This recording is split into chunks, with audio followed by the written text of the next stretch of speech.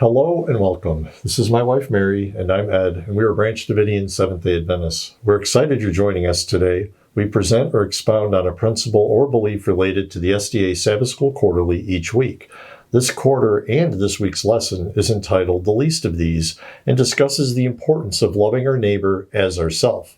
Monday's lesson quotes Jesus' principal teaching as recorded in Matthew 7:12. So in everything, do to others what you would have them do to you. Friday's lesson asks the following question for discussion.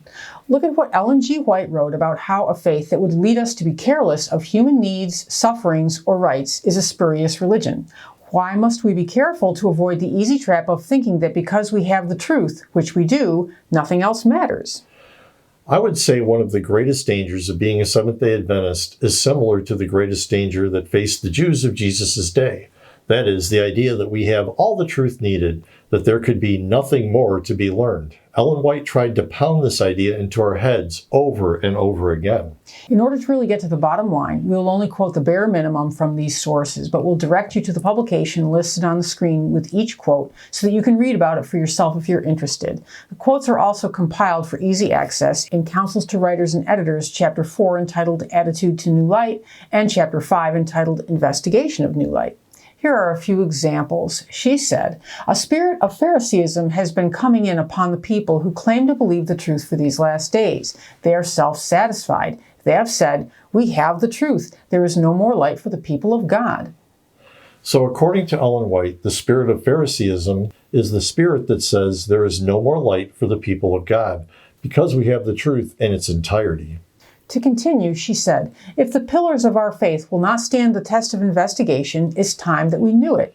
There must be no spirit of Phariseeism cherished among us." She also said, "We must not think, while we have all the truth, we understand the main pillars of our faith, and we may rest on this knowledge. The truth is an advancing truth, and we must walk in the increasing light." She also said, "Let no one come to the conclusion that there is no more truth to be revealed." There is no excuse for anyone in taking the position that there is no more truth to be revealed, and that all our expositions of Scripture are without an error.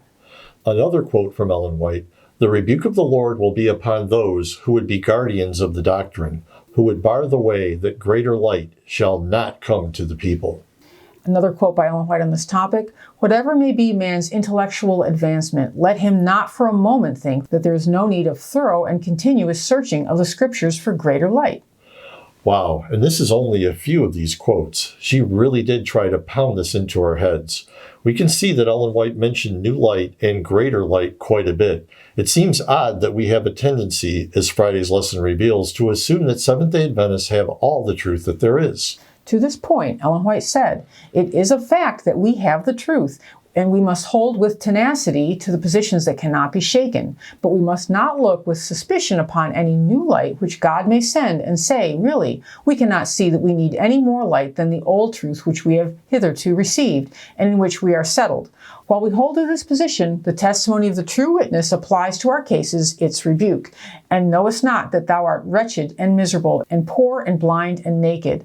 Those who feel rich and increase with goods and in need of nothing are in a condition of blindness as to their true condition before God, and they know it not." So here we are, in the Laodicean condition that Ellen White said applied to the Seventh-day Adventist Church as early as 1852. Now notice something interesting about her quote about the true witness, Jesus Christ, to the SDA Church.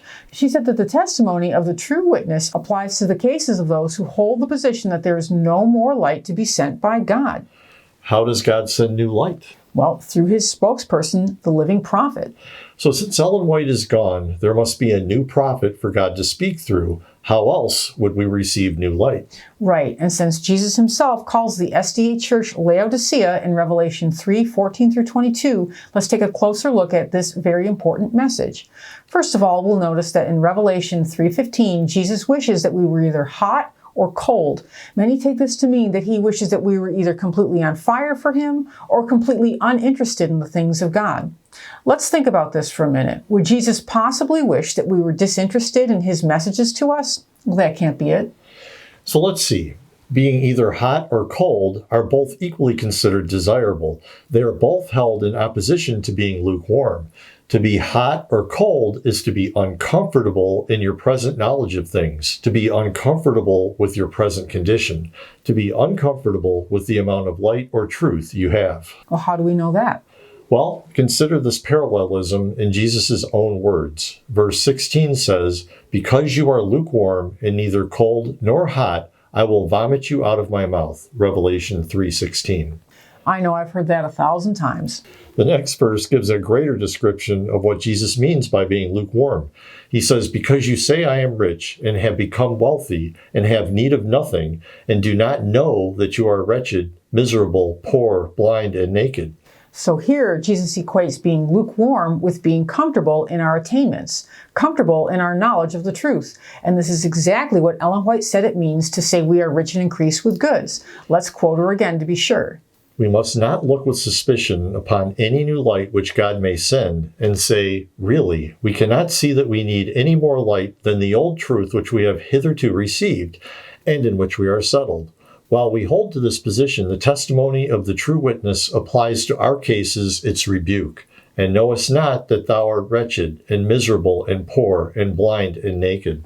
Now we must solemnly and carefully understand the well-known warning from Jesus to our church in the midst of all this. Jesus says that he will vomit out those of us that think that there is no more light to be received from him. If you might be tempted to think that there have been no more messages of new light since the death of Ellen White over 100 years ago through subsequent prophets since that time, this loving warning is for you. If you've never seen this message to the angel of Laodicea like this before, it's okay. Jesus tells us in verse 17, which we just read, that we do not realize that we are wretched, miserable, poor, blind, and naked, that we don't realize that we are deceived in this way. In other words, we are deceived, but we are sincere in this deception. There are many unfortunate reasons that the laity of the SDA Church is deceived in this way, and we've discussed it in a previous video, which we will put on the end screen entitled The Church Triumphant. But for today, we simply want to alert everyone to the truth of our condition. The SDA Church will be shaken and purified. Those that will be spewed out or shaken out, taken out of the church, are the lukewarm. Those, as Ellen White says, are satisfied with the old truth that we have hitherto received as Seventh-day Adventists. Note this important point that Revelation makes. The righteous truth seekers and those that live out the truth are called out of Babylon into our church. See Revelation 18:4. The lukewarm in our church, however, are taken out of Laodicea, the SDA church. See Revelation 3:16. This spewing out in Revelation 3:16 is the separation of the sheep from the goats. Matthew 25:32. The good fish from the bad fish. Matthew 13:48. The wheat from the chaff. Matthew 3:12, the wise virgins from the foolish virgins, Matthew 25:10, in our church. It is the shaking, and I hope you're very uncomfortable now. Thank you for staying with us through the entire video. We invite you to visit our website, www.bdsda.com, to learn more about who we are and, just as important, who we are not. Please join us each week as we will continue to offer new and interesting insights for your Sabbath School studies. God bless. Many blessings.